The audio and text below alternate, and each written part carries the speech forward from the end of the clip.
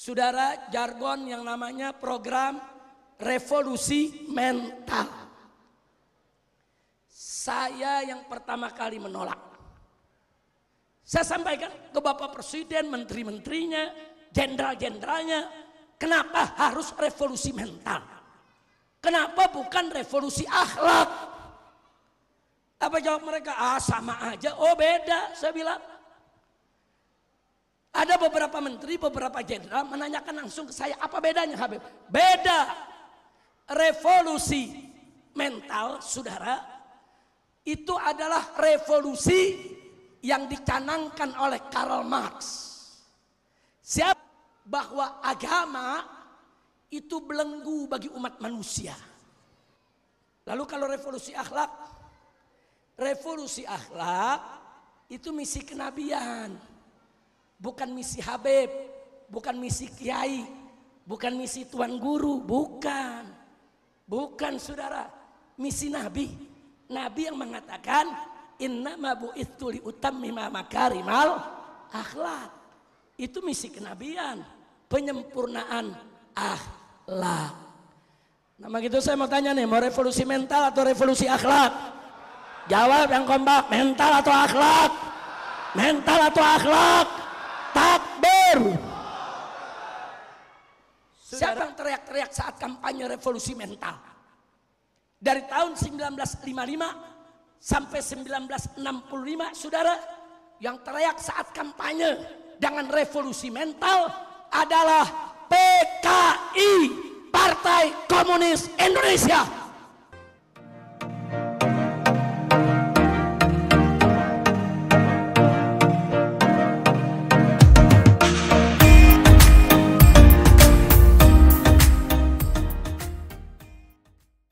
Sahabat Charlie dimanapun berada.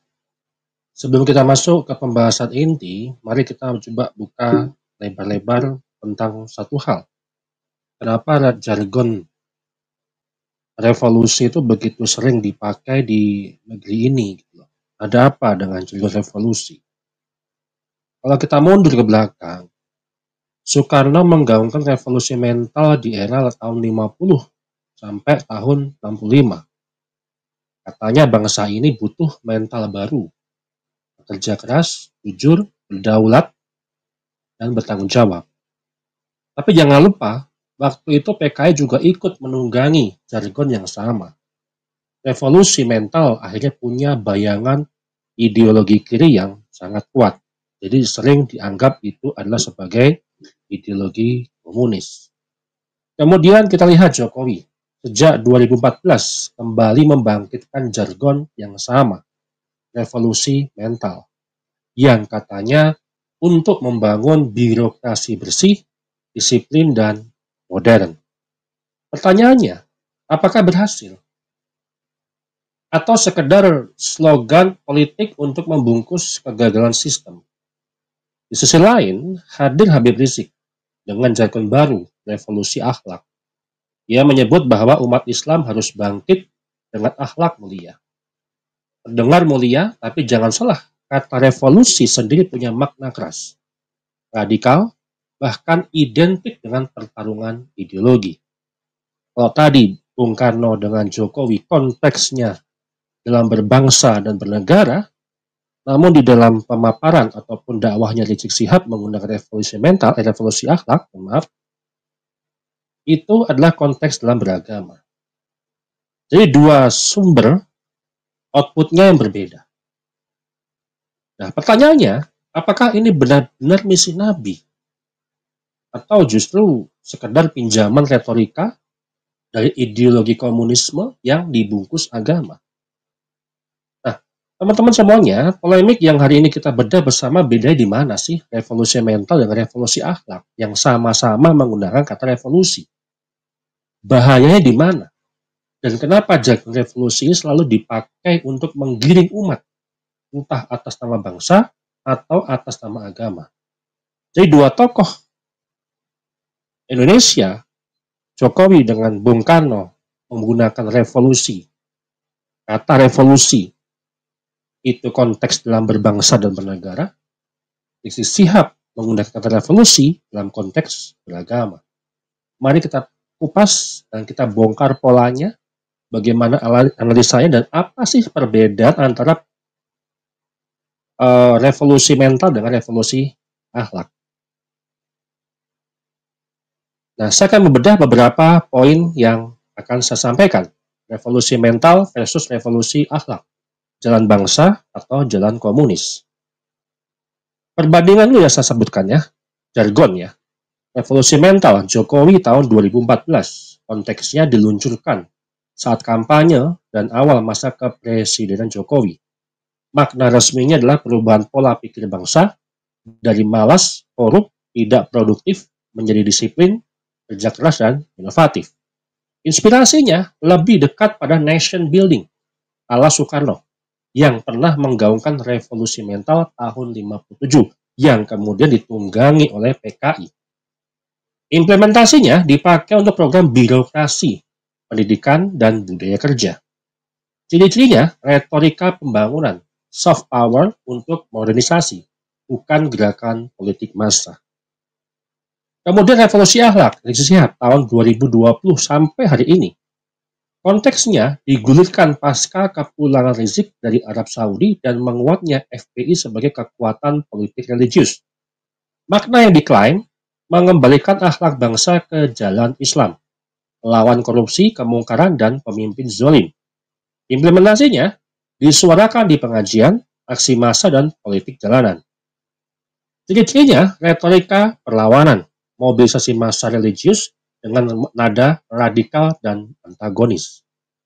Persamaannya sama-sama menggunakan kata revolusi, istilah yang bernuansa perubahan cepat, memaksa, drastis, dan total.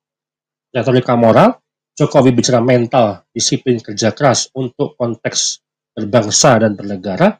Rizik bicara akhlak, solehan, syariat dalam konteks beragama. Dua hal yang berbeda. Kita beragama dan kita berbangsa dan bernegara. Konteks legitimasi politik. Jokowi untuk membangun citra reformis presiden baru.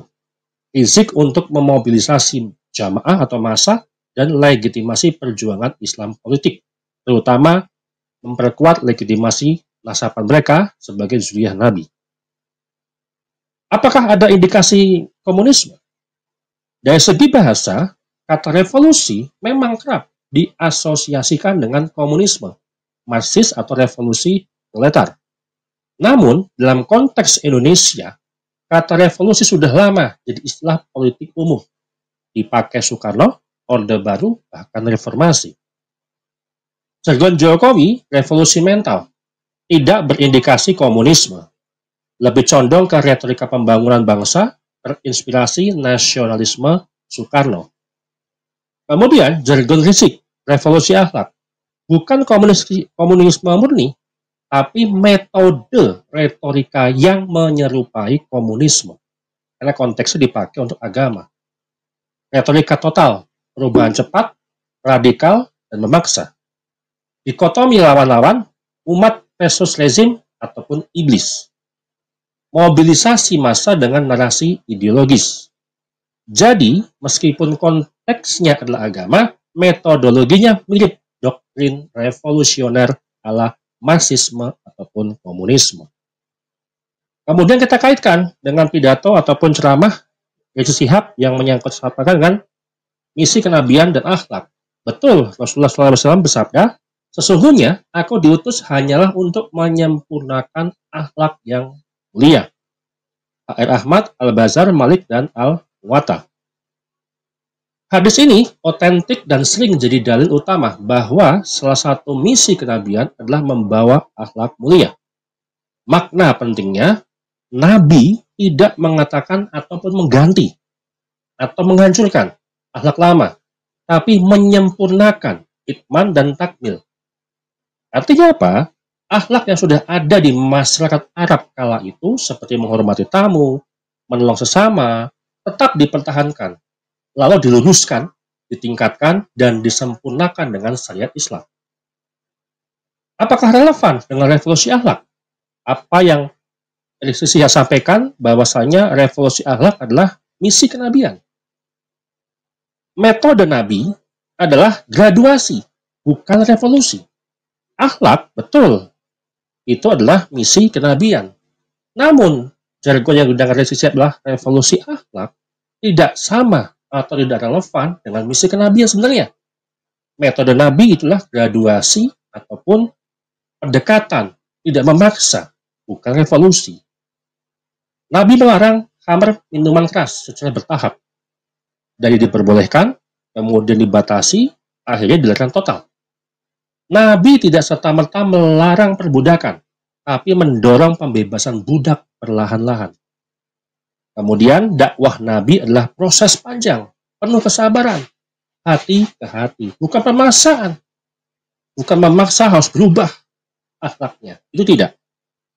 Berbeda dengan jargon revolusi yang bermakna cepat, drastis, memaksa, dan cenderung radikal. Kemudian bahaya jargon revolusi, apalagi dipakai revolusi akhlak dalam konteks beragama, kemudian disangkut pautkan dengan berbangsa dan bernegara. Kata revolusi berasal dari konteks politik modern, terutama komunisme dan marxisme, revolusi Lothar. Kemudian memasukkan istilah ini ke dalam dakwah.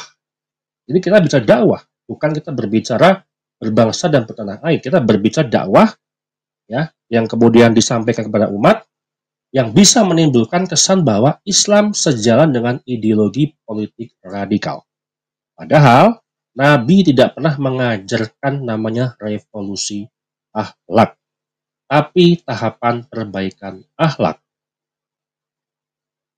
Misi kenabian sama dengan penyempurnaan, bukan perlawanan ideologis. Nabi SAW tidak menyebut dakwahnya sebagai revolusi, tapi sebagai rahmatan lil alamin. Nabi mengubah akhlak masyarakat dengan cinta, teladan, dan kesabaran, bukan dengan jargon politik. Jadi jangan disangkut pautkan dengan politik. Kalau ceramah-ceramah agama, apalagi ceramahnya di dalam bulan Maulid, seharusnya ceramah yang menyejukkan, dengan membungkus sebuah kata-kata yang artinya itu beda, tidak sesuai dengan misi kenabian yang sebenarnya. Kesimpulannya, ya betul, akhlak adalah misi kenabian, sesuai hadis sahih. Tapi, revolusi akhlak ala Rizik Syihab tidak identik dengan misi Nabi. Kenapa? Nabi itu menyempurnakan akhlak secara bertahap, damai, hati ke hati. Rizik memakai istilah revolusi yang bernuansa konflik, radikal, politis, apalagi lebih ke provokator, memprovokasi umat supaya lebih mempercayai kata revolusi akhlak itu adalah sesuai daripada revolusi mental. Sama-sama kata revolusi, tetapi sebenarnya konteks pemakainya berbeda, berbangsa dan bernegara, kemudian yang satu lagi untuk beragama. Jadi, revolusi akhlak bukan misi kenabian, melainkan reinterpretasi politik modern yang membungkus dakwah dengan retorika ideologi. Kesimpulan keseluruhannya saya sampaikan, revolusi mental Jokowi, jargon pembangunan moral warga negara, nasionalis, birokratis, non-komunis. Revolusi akhlak Rizik Syihab, jargon dakwah politik, bukan komunisme ideologis, tapi memakai logika retorika revolusioner yang mirip metode Marxisme. Bersamanya, keduanya sama-sama menggunakan kata revolusi untuk memberi kesan perubahan drastis, tapi konteks tujuan dan ideologinya yang sangat berbeda. Kemudian, revolusi akhlak Rizik Syihab, dakwah agama berorientasi pada umat, tapi dibawa ke ranah politik, sehingga berisiko jadi ideologi eksklusif yang memecah belah umat. Revolusi mental Jokowi, jargon bangsa, berorientasi pada warga negara secara keseluruhan, tidak memandang suku agama. Sifatnya inklusif, tapi lebih normatif dan birokratis. Jadi jelas, dakwah beragama menekankan perubahan akhlak berdasarkan syariat, sedangkan konsep berbangsa menekankan perubahan mentalis untuk pembangunan nasional. Mari kita lihat sejenak cuplikan video yang terkait tentang ceramah Habib Rizik Syihab yang lebih mengedepankan revolusi akhlak daripada revolusi mental. Mari kita simak sama-sama. Kenapa akhir-akhir ini Kok umat Islam di Indonesia makin lama makin rusak, Beb ya. Dikit-dikit ribut, ngejarah, ngebakar, membunuh, saudara. Udah gitu yang korupsi makin hari makin menggila. Dulu nggak gini-gini amat. Dulu korupsi ada tapi nggak separah sekarang. Jawab jangan. Jawab jangan. Ini gara-gara kita meninggalkan akhlak yang mulia. Saya 11 tahun yang lalu, ketika rezim yang kemarin baru naik jadi pemerintah, saudara, terus mengumandangkan, saudara, jargon yang namanya program revolusi mental. Saya yang pertama kali menolak. Saya sampaikan ke Bapak Presiden, menteri-menterinya, jenderal-jenderalnya, kenapa harus revolusi mental? Kenapa bukan revolusi akhlak? Apa jawab mereka? Ah, sama aja. Oh, beda, saya bilang. Ada beberapa menteri, beberapa jenderal menanyakan langsung ke saya, apa bedanya, Habib? Beda. Revolusi mental, saudara, itu adalah revolusi yang dicanangkan oleh Karl Marx. Siap bahwa agama itu belenggu bagi umat manusia. Agama, aturan-aturannya itu belenggu bagi jiwa. Jadi jiwa manusia, kata dia, dibelenggu dengan agama, dibelenggu dengan apa yang disebut sebagai hukum Tuhan, dibelenggu, dipenjara, sehingga manusia nggak bisa bebas berbuat menurut kehendaknya. Maka itu Karl Marx menyerukan kita harus merdeka, merdeka dari penjajahan agama, merdeka dari aturan-aturan Tuhan. Karena itu dia menyerukan revolusi mental, yaitu membebaskan mental, membebaskan jiwa dari segala bentuk aturan Tuhan, bentuk aturan agama. Saya sampaikan, saudara. Yang kedua, saya bilang, kembali dong ke tahun 65. Nah, kenapa jargon PKI dipakai lagi? Kenapa nggak diganti sih? Revolusi budi pekerti. Bisa, saudara? Kenapa mesti revolusi mental? Ada apa? Sampai saya tanyakan, maaf, saya tanyakan ketika itu, saudara. Saya katakan, maaf jenderal, ini kalau revolusi mental yang dijargonkan, yang digaungkan, saya curiga jangan-jangan yang membuat revolusi mental ini anak keturunan PKI atau masih mau memperjuangkan PKI. Kita tolak, saudara. Cuman hasilnya apa? Saya dimusuhin, saya dikejar-kejar, saya dikriminalisasi, saya difitnah, radikal, ekstrem, teroris, saudara. Karena memang saya menolak keras revolusi mental. Nah, kemudian apa yang terjadi? 10 tahun revolusi mental menjadi kurikulum seluruh Indonesia, dari SD, SMP, SMA sampai universitas. Saudara, program cuci otak yang paling gampang tuh lewat kurikulum. Sebab kalau udah masuk kurikulum berarti mesti diajarkan di semua sekolah, saudara. Di SD, SMP, SMA harus diajarkan, saudara. Sementara para ustadz, saudara, cuma ngajar di masjid, ngajar di mimbar, ngajar di pondok pesantren, saudara, apa yang kita ajarkan nggak masuk kurikulum. Dicuci otak bangsa kita, saudara. Nah, sekarang kita lihat hasilnya.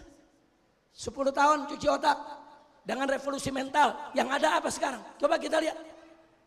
Yang ada demokrasi liberal, bebas-bebasan kita, saudara. Gila-gilaan ini negeri. Udah nggak ada aturan, saudara. Enggak. Oh, kalau dia menginginkan sesuatu, saudara, ini melanggar undang-undang, undang-undangnya dirubah. Nggak ada, nggak peduli. Yang penting keinginannya sampai. Oh, ada peraturan yang menjadi penghalang, hapus peraturannya, bikin peraturan baru yang membolehkan. Saya mau tanya, yang begitu di Indonesia terjadi tidak? Jawab yang kompak, terjadi tidak? Terjadi tidak?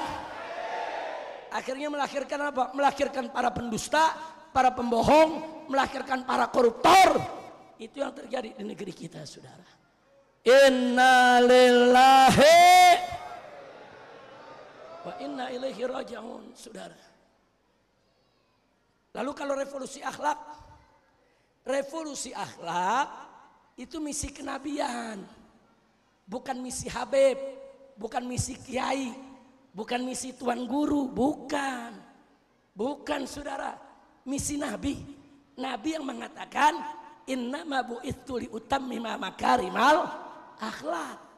Itu misi kenabian, penyempurnaan akhlak.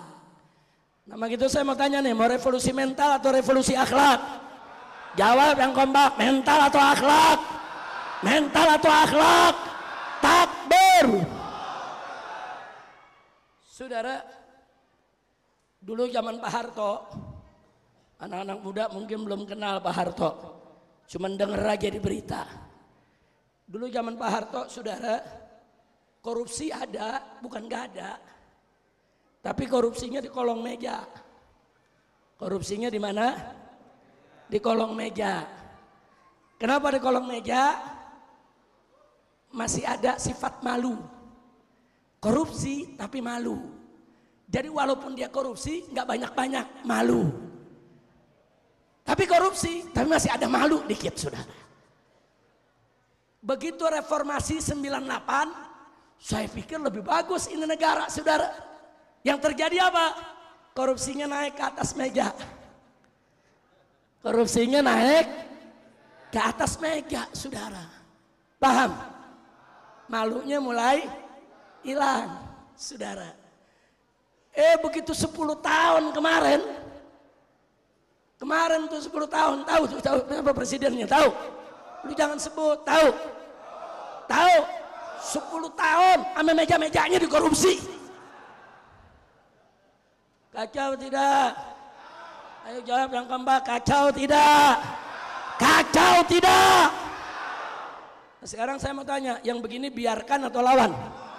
Biarkan atau perbaiki? Siap bela negara, siap bela bangsa, siap bela NKRI, siap bela Pancasila. Takbir. Saudara, ini korupsi gila-gilaan. Saya tambahin satu lagi. Dulu zaman Pak Harto melihat ini biaya negara besar betul, triliunan. Mesti gaji pegawai negeri, gaji tentara, gaji polisi, saudara. Belum lagi mesti bangun sekolah-sekolah, bangun jalan, bangun puskesmas, bangun listrik supaya masuk ke kampung-kampung, ke daerah-daerah. Biayanya dari mana? Saudara, Soeharto panggil orang-orang ahli ekonomi. Duduk, dibentuklah BUMN, Badan Usaha Milik Negara. Ratusan BUMN dibentuk, saudara. Ada Pertamina itu BUMN, saudara. Kemudian ada lagi pesawat Garuda, saudara, penerbangan, itu BUMN, saudara. Dia bikin bank-bank yang ngurus pertambangan, yang ngurus emas, yang ngurus gas, yang ngurus minyak, yang ngurus yaitu sawit, macam-macam yang ngurus perkebunan, saudara. Itu BUMN ratusan. Apa tujuannya?